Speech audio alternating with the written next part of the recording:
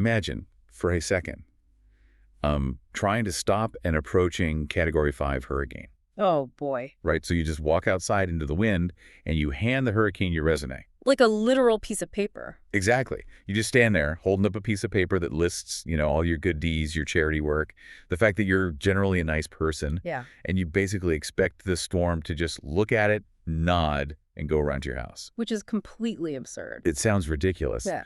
But when it comes to the way we often think about our own lives, our standing in the universe, that is exactly what we do. It really is. We just assume our moral resume is going to be enough to shield us from any ultimate consequences. Yeah, because it is a deeply ingrained human assumption.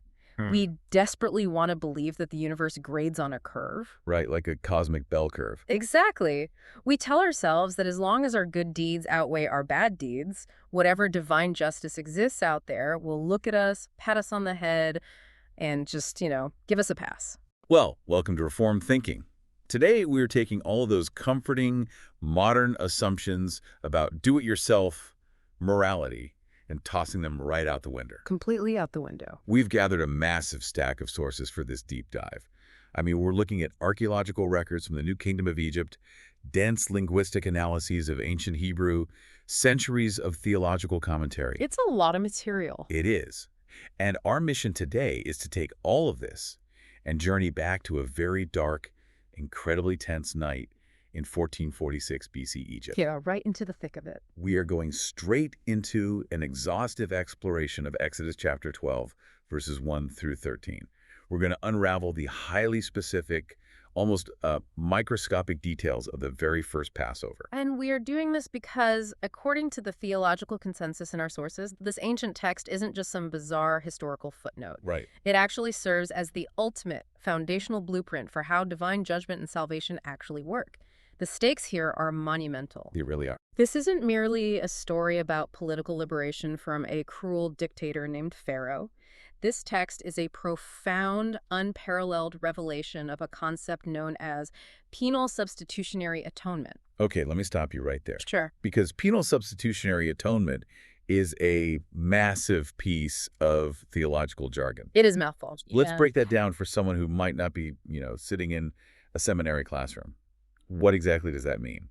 That is a very fair point. Let's pull it apart. So, penal refers to a penalty, specifically the legal penalty required by justice when a law is broken. Okay, so a legal consequence. Right. And substitutionary means exactly what it sounds like, someone else stepping in to take your place. Got it. And then atonement is the act of making things right. It's the repairing of a broken relationship. So putting it all together. Right. Penal substitutionary atonement is the idea that the penalty for our wrongdoing is fully absorbed by an innocent substitute, standing in our place so that justice is satisfied and we can be reconciled to God. Wow. And that is the true crisis of the book of Exodus.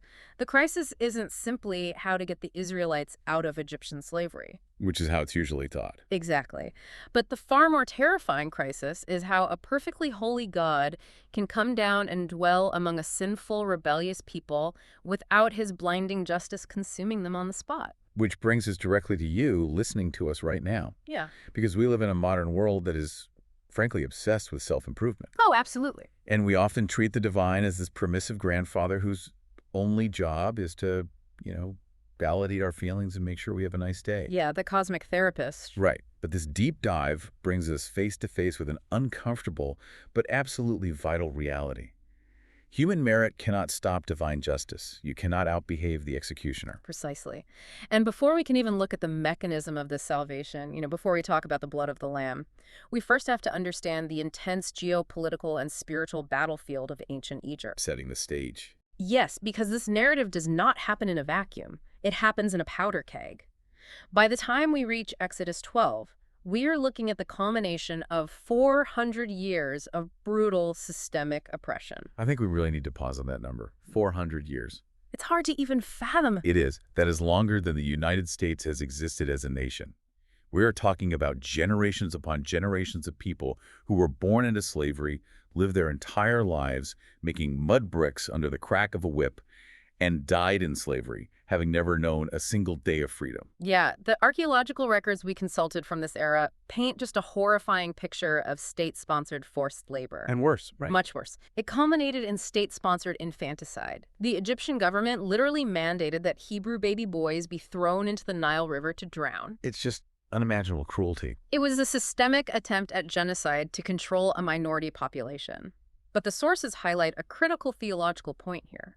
This centuries-long nightmare wasn't a historical accident. It was actually the precise fulfillment of a prophecy given to the patriarch Abraham centuries earlier. Oh, in Genesis 15. Yes, exactly. In Genesis chapter 15, God explicitly told Abraham, "Know for certain that your offspring will be sojourners in a land that is not theirs and will be servants there, and they will be afflicted for 400 years. Wow. But I will bring judgment on the nation that they serve." So the clock has been ticking for 4 centuries, and now the alarm is finally going off. God is stepping into time to execute that promised judgment. And what a judgment it was. If we look at the 10 plagues that lead right up to the events of Exodus chapter 12, the historical context reveals something absolutely fascinating. Yeah, the plagues are often misunderstood. Right, because the plagues were not just a random string of bad ecological luck. It wasn't just a severe red tide in the river followed by a bad locust season. No, not at all. Our sources argue that these were highly targeted surgical strikes against the Egyptian pantheon. Yes, this was cosmic warfare. You have to remember, the Egyptian empire was entirely built on a polytheistic worldview. They worshipped hundreds of deities connected to nature. Right, everything had a god. Exactly. So Yahweh, the God of Israel, systematically dismantled their entire religious infrastructure. Give us an example of that. Well, take the first plague. When the Nile River turned to blood, that wasn't just a gross inconvenience. The Nile was the lifeblood of the empire. Right, their whole agriculture depended on it. Yeah. So Yahweh was directly humiliating Happy, the Egyptian god of the annual flooding of the Nile. He was showing that Happy was utterly powerless to protect his own waters. Oh, wow. And then you have the plague of darkness, right? Yes, the 9th plague. The text says a darkness that could be physically felt paralyzed the entire land of Egypt for 3 days, but the Israelites had light in their dwellings. Right. That was a devastating point-blank shot at Ra, the supreme sun god of the Egyptian empire. The sun god was supposedly conquered and buried for 3 days. Exactly. And this leads us to the final plague, the 10th plague, the death of the firstborn. The sources point out that this was a targeted strike against 2 specific idols. Okay, which ones? First, it was a strike against the deity Hesat, who was depicted as a divine cow whose offspring were sacred. But far more importantly, it was the ultimate strike against the crown prince of Egypt. Pharaoh's son. Yes!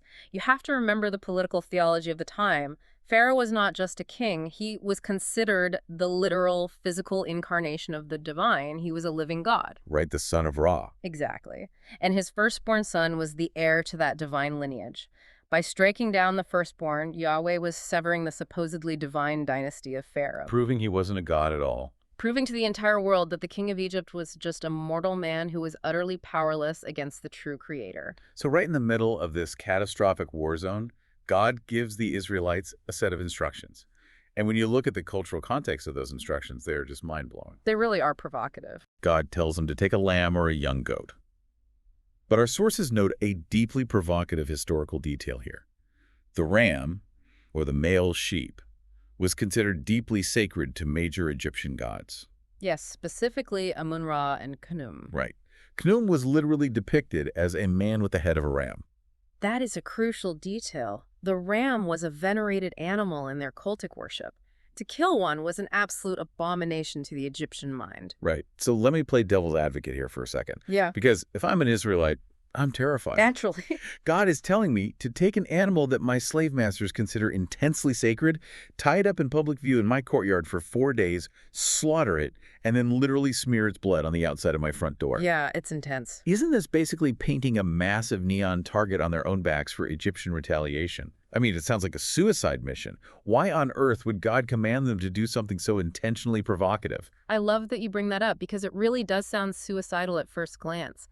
But the theological commentaries explain exactly why this was necessary. Okay, why? God was intentionally forcing the Israelites to make a public, irreversible break with paganism.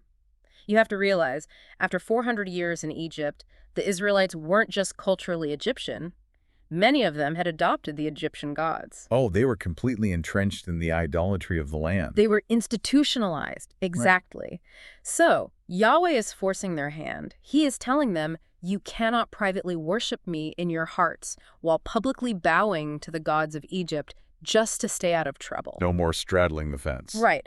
By taking the sacred animal of their oppressors, slaughtering it, and painting their doorways with its blood, they were making an undeniable public declaration. They were drawing a line in the sand. They were saying, we are rejecting the gods of Egypt, we are rejecting the authority of Pharaoh, and we belong entirely to Yahweh. There was no middle ground. Wow. They had to choose between the approval and safety of their earthly masters or absolute allegiance to their heavenly Redeemer. That makes total sense.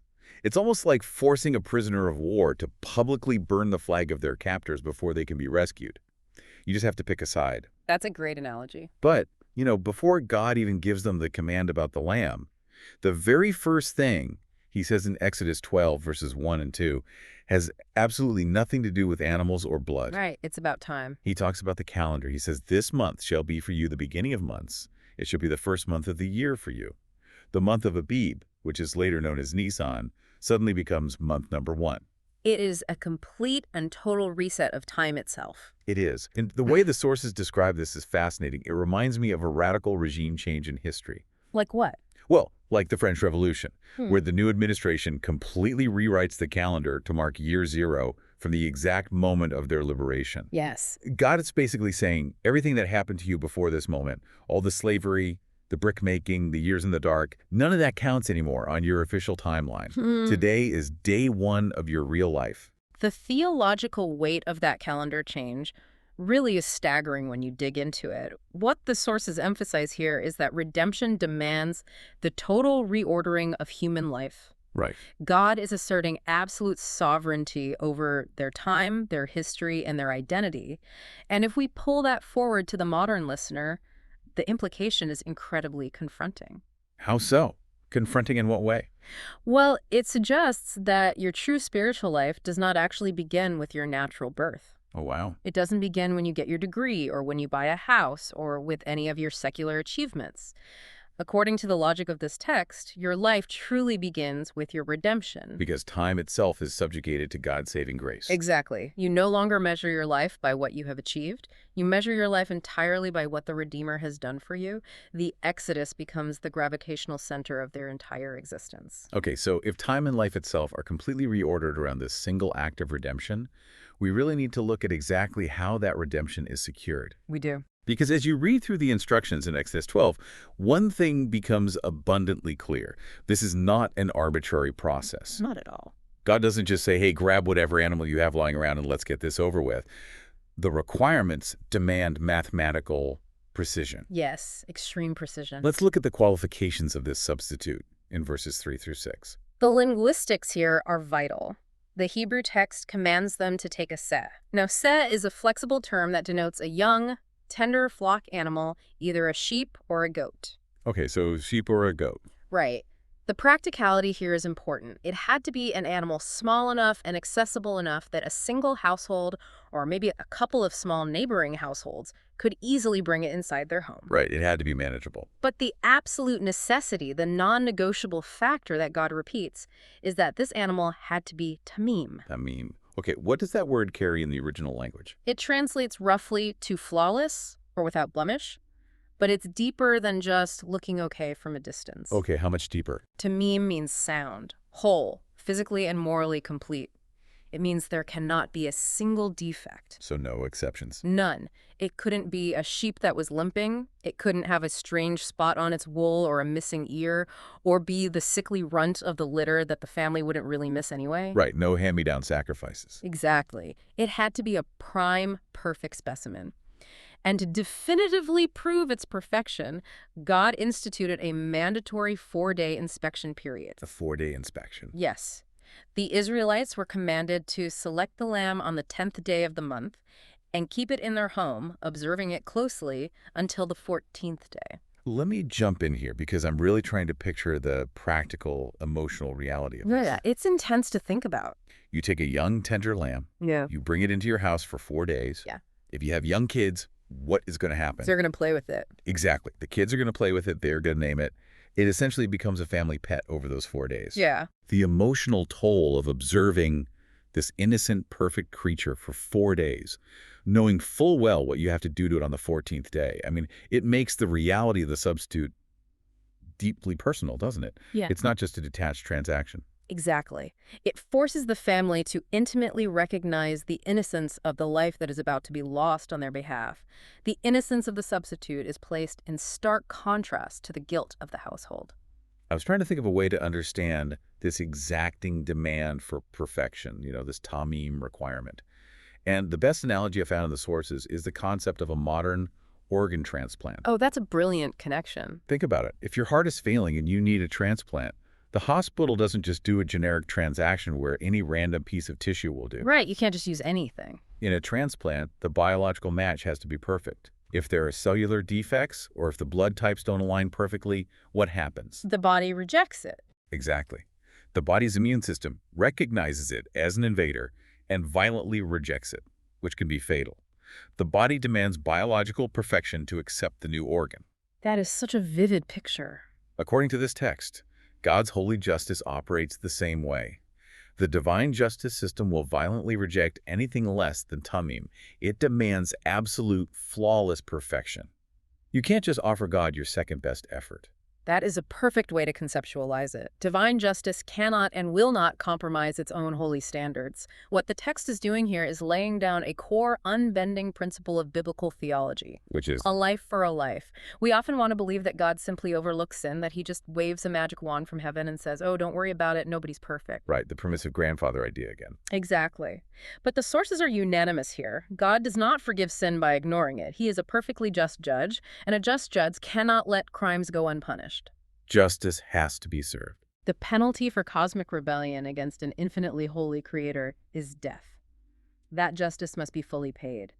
Therefore, if the guilty Israelite household is going to survive this night of judgment, an innocent, flawless substitute must be bound and slain in their place to absorb that penalty. And the timing of that slaughter is just as meticulous as the selection of the animal itself. The sources break down a very specific Hebrew phrase used in verse 6 to dictate exactly when they're supposed to kill the lamb. Yes, the phrase is bin harbaim. Right, which translates literally to between the two evenings. What exactly does that mean on an ancient clock? It's a fascinating temporal marker. If you look at historical records and rabbinic sources, like the Mishnah, which outlines early Jewish oral traditions, and the writings of the first-century historian Josephus, they pinpoint this phrase to a very specific afternoon window. Okay, what's the window? Between the two evenings was understood as the period from when the sun begins its visible descent, around 3:00 p.m., until the final darkness of sunset. So late afternoon. Yes. This was the exact window when the entire assembly of Israel, all at the same time, was commanded to slaughter their substitutes. The precision is just wild. But here's the thing. Having this flawless, inspected, perfectly timed sacrifice substitute is utterly meaningless if the process stops there. Right, the blood has to be used. Exactly. If you kill the lamb and the blood just sits in a bronze basin on the living room floor, it does absolutely nothing to protect you. The architecture of this salvation requires that the provision must be actively applied. Yes, application is everything. And verse 7 outlines exactly how to do that. They were commanded to take a bunch of hyssop, which is like a bushy, absorbent weed common in the Middle East, dip it in the basin, and place the blood on the mezuzah, the two vertical doorposts, and the mashquaf, the upper horizontal lintel of the doorframe. Essentially, they were instructed to transform the doorway of an ordinary mud brick Egyptian slave house into a sacred altar. Right. But the commentaries we reviewed point out a very specific detail about where the blood was not placed. God explicitly mentions the two sides and the top of the doorframe. It was never to be applied to the threshold, the floor of the doorway. This is such an important detail. Why does that matter so much? Yeah. I mean, why not just paint the whole frame in a circle? Because the blood of the covenant is considered infinitely sacred.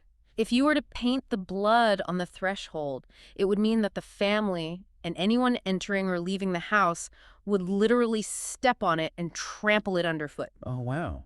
Hadn't thought of that. God is teaching them a profound reverence for the terrifying cost of their salvation. The blood that satisfies divine justice is a holy shield. It is placed over them to cover them, and it is placed beside them to surround them, but it can never, ever be placed beneath their feet to be disrespected or treated as something common. That is incredible. And that brings us to verses 12 and 13 and the true meaning of the word we use for this entire event, Passover. The Hebrew word pasak. Right. Now, I will admit, I grew up thinking that Passover just meant that God skipped over the houses with blood. Like, he was walking down the street with a clipboard, saw the red paint on the door, checked a box, and just kept walking to the next house. That is the incredibly common assumption, and it's honestly how the story is usually taught to children. Yeah, that's the Sunday school version. But our linguistic sources open up a massive paradigm shift regarding that word. When scholars look at how the root word pasak is used elsewhere in the ancient Near East, and specifically in passages like Isaiah chapter 31, verse 5, it does not merely mean to casually skip over or walk past. Okay, so what does it mean? In Isaiah 31.5, the imagery used is of birds flying overhead to protect a city. The word carries an intense, active, even militaristic meaning. It means hovering over, shielding, or standing guard. Wait, really? So God isn't just ignoring the house because it has blood on it? He is actively defending it. Exactly. Let's look closely at the text. Verse 12 says that Yahweh will pass through the land to strike the firstborn. But verse 13 says, "When I see the blood, I will pass it over you, and no plague will befall you to destroy you." Later, in verse 23, the text introduces a figure called the Mashtith, the destroying executioner of divine wrath. The text tells us that when Yahweh sees the blood on the doorframe, he actively intervenes. He steps in between. Yes, he stands guard over that door to physically block the executioner from entering. It gives me chills. It completely changes the picture, doesn't it? The blood on the doorpost does not inform an ignorant God of who lives inside. God knows who lives there. Right. He doesn't need a sign to know where the Israelites are. Exactly. The blood is the objective, legal sign that his holy justice has already been completely satisfied at that specific house. Death has already occurred there. The penalty is paid. So Yahweh shields the door to prevent the executioner from striking twice. That changes absolutely everything about how we understand spiritual assurance. I want to zero in on a very specific phrase you just quoted. When I see the blood. Yes. The text does not say, when you feel peaceful enough, I will pass over you. No, it doesn't. It doesn't say, when you've done enough good deeds this week, or when your theology is perfectly sorted out. God says, when I see the blood, I will shield you. The ground of their salvation is entirely objective. It is completely outside of themselves. Let me give you an analogy to try and capture the emotional reality of this. I love your analogies. Let's hear it. Imagine you are sitting inside a massive steel bank vault, and outside, an F5 tornado is tearing over the building. It's ripping trees out of the ground, destroying everything in its path. Absolute chaos outside. Total chaos. Huh. You are sitting on the floor inside that vault, and you might be terrified. You might be weeping, hyperventilating, completely doubting whether the walls are going to hold. Yep. You might have terrible faith in that moment. Which is a very human reaction. Right. But here is the reality. Your safety does not depend on the strength of your feelings, does it? It depends entirely on the objective structural strength of the steel vault. Your emotional state does not dictate your salvation. The vault does. That is a profound connection, and the theological sources apply this directly to the modern listener's spiritual life. How so? So many people today struggle constantly with assurance. They look inward. They measure their standing with God by their internal moral sincerity. Right, they look at their own performance. Yeah, they measure it by the intensity of their faith on any given Tuesday, or by their shifting emotional state during a worship song. But the theology of Exodus 12 screams that your assurance with God is grounded 100% objectively in the applied blood of the substitute. Yeah. Think about the Israelites that night.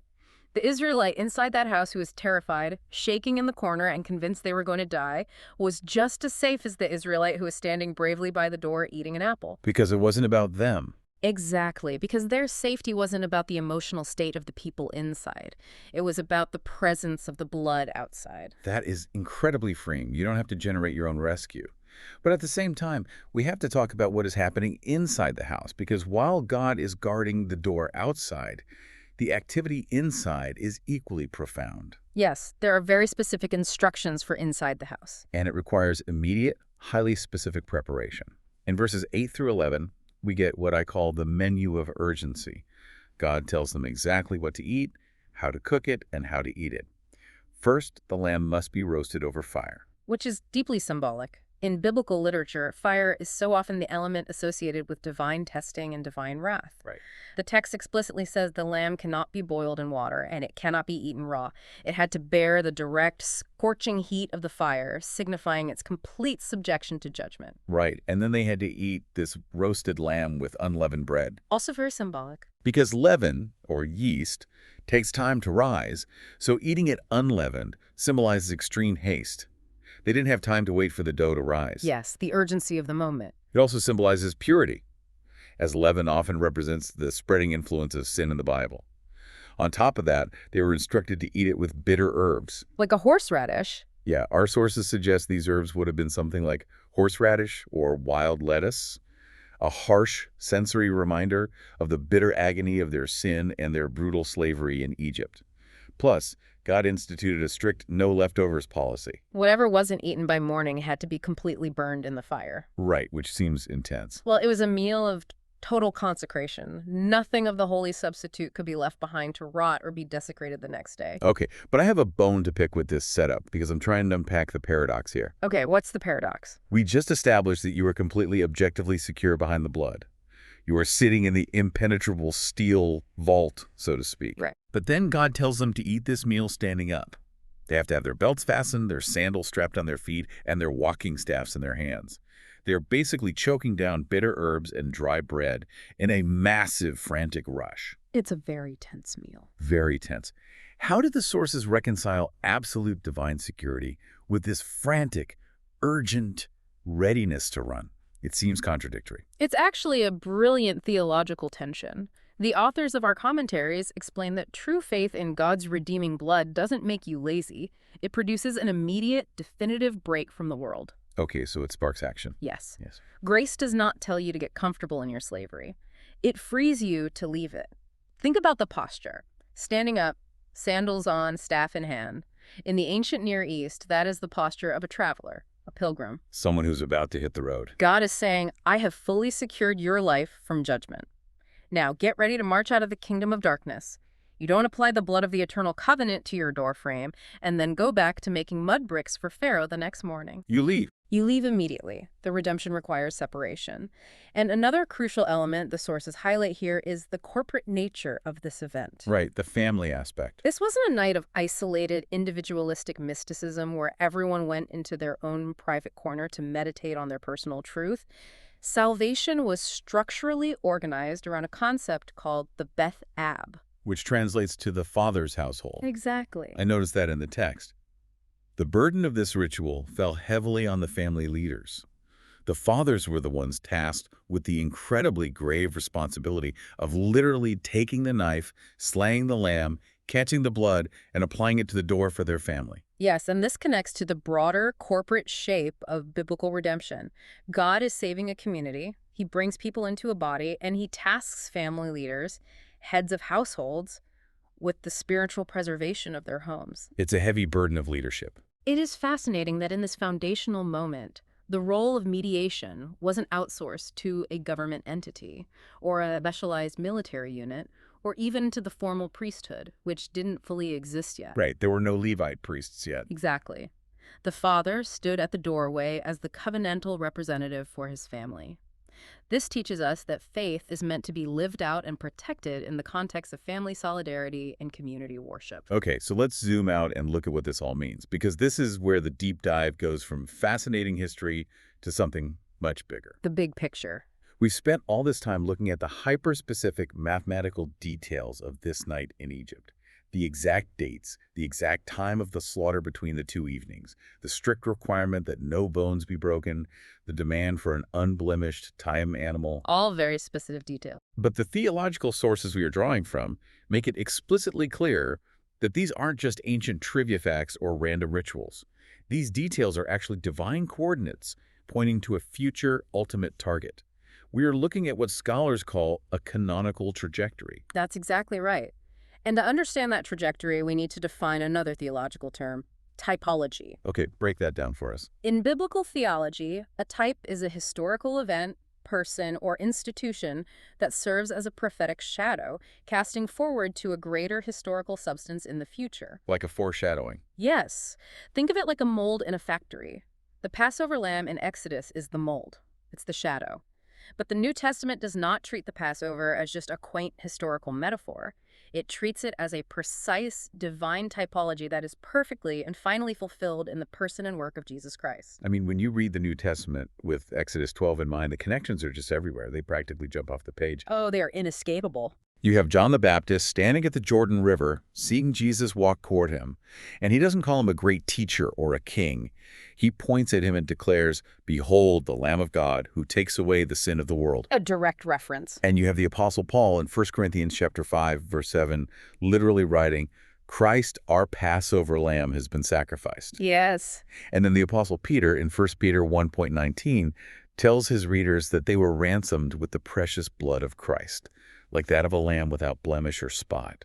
And here is the linguistic kicker. This is my favorite part. The specific Greek word Peter uses there for without blemish is amos. If you look at the Septuagint, which is the ancient Greek translation of the Old Testament amos, is the exact same word used in Exodus 12 to translate the Hebrew word tamim. The linguistic continuity between the testaments is absolutely flawless. But while the vocabulary is striking, the timeline parallels, the sheer mathematical precision of the Passion Week is where the divine engineering becomes breathtaking. Okay, let's get into the timeline. Let's synthesize it from our sources. In Exodus 12, God commands that the lamb must be selected from the flock on the 10th day of the month of Nisan. Right.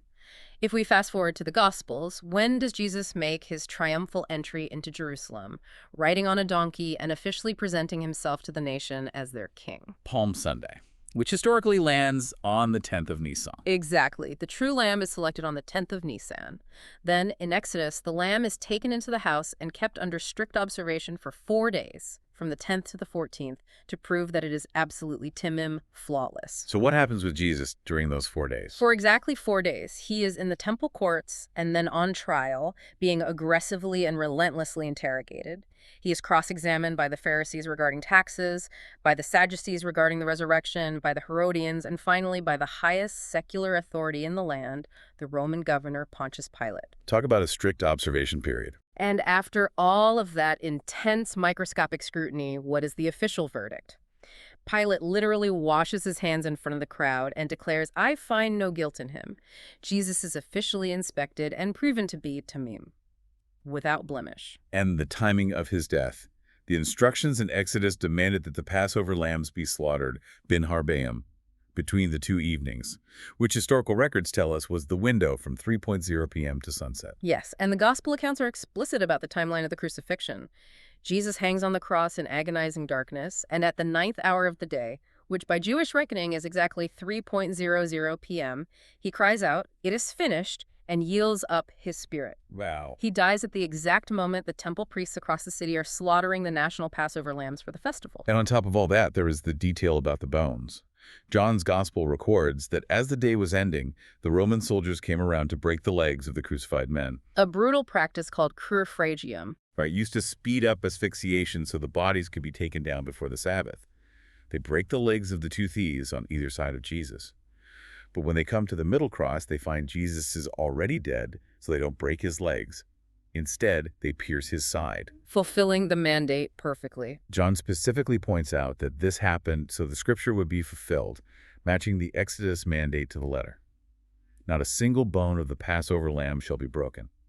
When you stack all of this up, it's like looking at a dark, somewhat confusing negative of a photograph in the book of Exodus, and then holding up the Gospels and seeing the vibrant, fully developed, high-resolution picture. It really is. The precision is just too perfect to be dismissed as a coincidence. It really is the architecture of eternity. And this drives home the ultimate theological climax of our deep dive today. What the sources are arguing is that on the cross, Jesus Christ bears the full, unmitigated executioner's blow of divine justice. The wrath that was meant for us. Yes. The holy wrath that should have fallen on our households, on our heads because of our rebellion, fell entirely upon him in the darkness of Calvary. He is the ultimate penal substitute. He drank the cup of God's holy wrath down to the very dregs so that the angel of death would pass over us permanently. So, If the historical math of the Passover is perfectly fulfilled in Christ, then the implications for the listener right now are absolute. They are completely unavoidable. We have to confront the modern listener with what this text demands. We must, because the theological commentaries we are reading highlight a grave danger in our current culture: modern spiritual amnesia. What do they mean by that? Look at the statistics. Roughly 150,000 people die every single day across the globe. We live on a dying planet, yet modern culture and, frankly, large swaths of the modern religious landscape treats God as a harmless, permissive entity whose only concern is that we actualize our potential. Right, just a life coach in the sky. Exactly. The reality of a blindingly holy God who actively executes righteous, terrifying judgment against sin is completely ignored or explained away as ancient myth.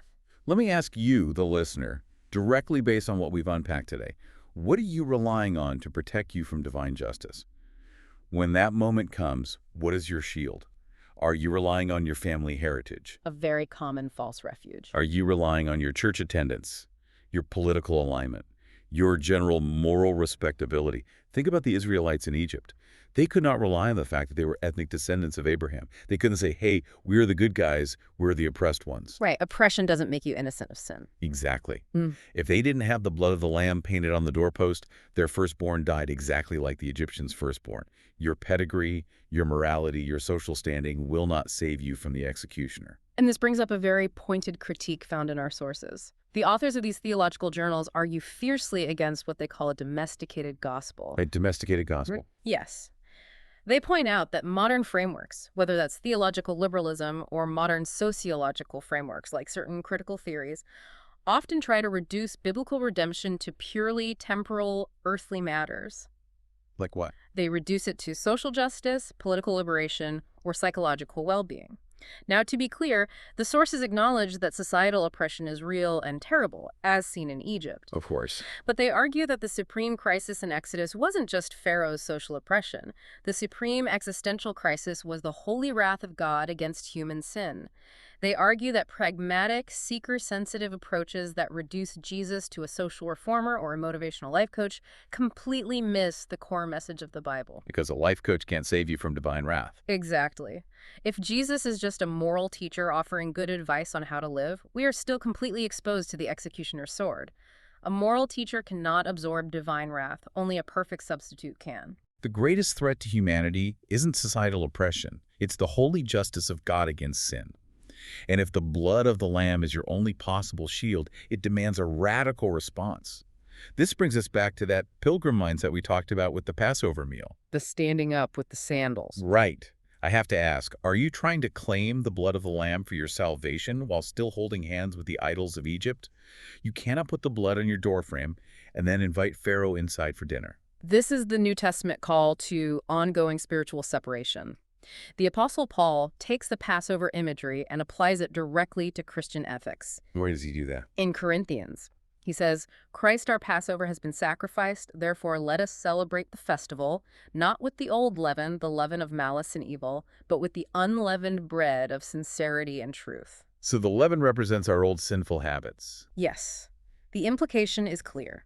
You have to purge the leaven from your house. You have to adopt the pilgrim mindset.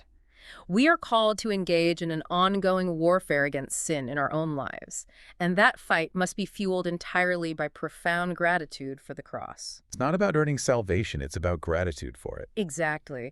Grace does not mean you get to comfortably wallow in the mud of your old life.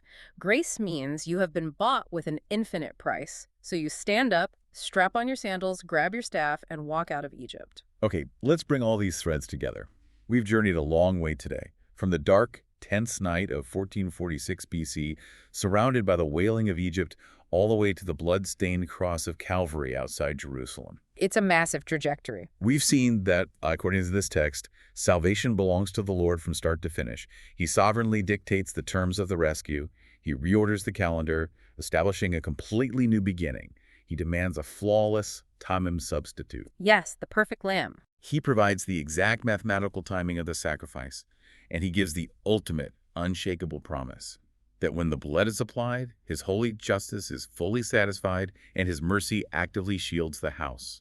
From the institution of the new calendar in Egypt to the final perfect sacrifice on Golgotha, God is the author and perfecter of this rescue mission. And the final piece of that mission is that he requires us to receive that provision by obedient, trusting faith. The diagnosis of the human condition, according to these texts, is not murky. It is crystal clear. Right. We are guilty of cosmic rebellion. The just penalty for that rebellion is death. And the only possible remedy is the applied blood of the perfect lamb. Which leaves us with a lingering question for you to mull over as we close. We've seen that the blood only protects the household when it is actively applied to the doorpost. It cannot stay in the basin. It has to be applied. As you go about your life this week, ask yourself this. Are you simply admiring the perfect lamb from a distance? Are you just intellectually recognizing his historical impact or his moral beauty? Or have you actually personally applied his blood to the doorframe of your own life? And if you have, are your sandals on, ready to leave the Egypt of this world behind? Thank you for diving into the depths with us today. This has been Reformed Thinking.